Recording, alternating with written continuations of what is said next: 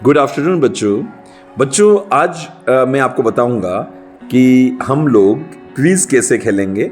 जैसे class 12th के group में हम लोगों ने ये कोविड जेनी करके एक ऐप की लिंक आपको शेयर किया है।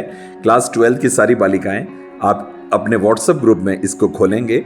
जैसे आप इसको खोलेंगे तो बच्चों इसमें पूरी प्रक्रिया दे रखी है कि राजस्थान सरकार की शिक्षा के क्षेत्र में जो बहुआयामी योजना है स्माइल 3 प्रोग्राम, उसमें क्विज अब हम किस तरह से खेलेंगे। तो मैं आपको बताया जा रहा है कि दिनांक 20 जनवरी 2022 से पहली कक्षा से लगाकर 12वीं तक सभी के लिए ऑनलाइन क्विज ये खेलना होगा आपको। जैसे ही आप इसके अंदर अपना फ़ोन नंबर डालेंगे तो OTP आएगा और OTP के बाद आप ये शुरू करेंगे। देखिए बच्चों, चौथे पेज पे यहाँ पर एक लिंक है। तो इस लिंक को जब हम क्लिक करेंगे तो लिंक को क्लिक करते ही आपको ये गूगल क्रोम में आपके जो भी ब्राउजर है उसमें आप खेलेंगे ये। तो सबसे पहले यहाँ पर लिखा हुआ आएगा बच्चों नमस्ते। तो यहाँ पर आप लिखें नमस्ते, यहाँ क्लिक करें और इसको यहाँ पर भेजें। ये आ गया नमस्ते। अब इसके बाद आपको पूछा है कि आप किसी एक विद्यार्थी को चूज करें। तो आप डायरेक्ट उसके अंदर आपके यहाँ पर और भी बातें पूछी जा सकती हैं कि जैसे आप कौन सी स्कूल के, तो आपका NIC कोड। नमस्ते के बाद आपसे वो NIC कोड पूछेंगे। क्योंकि मैं पहले ये रजिस्टर कर चुका हूँ इसलिए मुझे डायरेक्ट विद्यार्थी का नाम पूछ रहे हैं। तो आप वहाँ पर नमस्ते करेंगे। नमस्ते के बाद वो आपसे पूछेगा आपका NIC कोड। तो आपका NIC कोड है बच्चों 223603। Mahatma Gandhi government English medium school Rishabhdev का NIC कोड है 223603 223603। ठीक है बच्चों।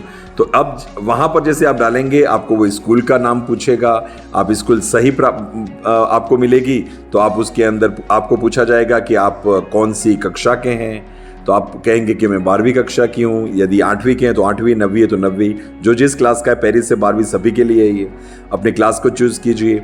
यदि आप 11वीं 12वीं के हैं तो वहाँ आपसे कला संकाय भी पूछेगा कि आप कला संकाय के हैं, वाणिज्य संकाय के हैं या विज्ञान संकाय के। तो आप कहेंगे कि हमने कला मतलब आप लोगों ने आर्ट्स लिए, तो आप कला संकाय क्लिक करेंगे।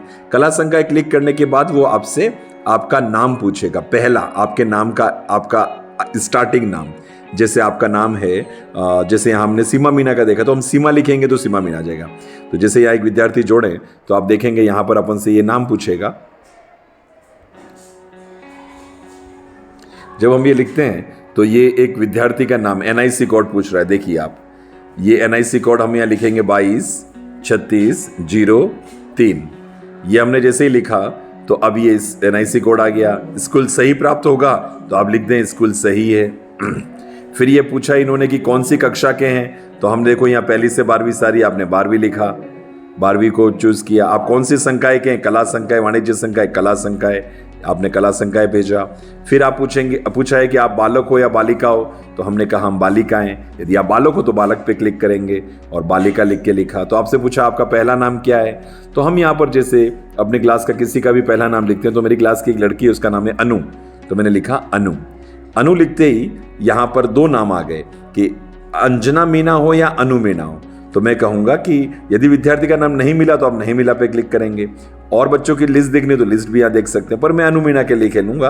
तो मैं ये अनु मीना मैंने लिखा और क्लिक कर दिया। अब यहाँ पर बताया कि अनु मीना का पंजीकरण हो गया है। अब आप किसी के लिए भी इसके नाम से खेल सकते हैं। तो अनु मीना के नाम पे जब हम यहाँ क्लिक करेंगे तो यहाँ पर ये विषय आ रहे हैं। पॉलिटिकल साइंस के 12 प्रश्न हैं, ज्योग्राफी के 8 प्रश्न हैं। आप मान लो ज्योग्राफी का खेलना चाह रहे हैं क्विज, तो आप इसको क्लिक करेंगे और यहाँ पर प्रश्न आएंगे। निम्नलिखित में से सर्वाधिक प्रदूषित नदी कौन सी है। तो मुझे लगता है कि यमुना, तो मैं यमुना क्लिक करूंगा।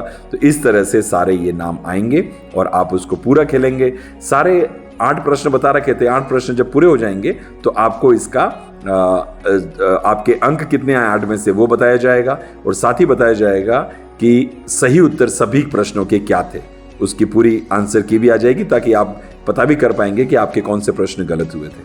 तो बच्चों ये प्रति सप्ताह आपकी ग्रुप में आएगा। आपको देखने की जरूरत नहीं, आप तो हर सप्ताह एक दिन फिक्स कर दीजिएगा और सभी बच्चे इसको जरूर खेलिएगा ताकि आपका जितना भी जो शिक्षा का जो स्तर है, आपके जो प्रश्न उत्तर हैं, ताकि कॉम्पिटिटिव एग्जाम्स में, बोर्ड के एग्जाम में आप लोगों को ये काम आएगा।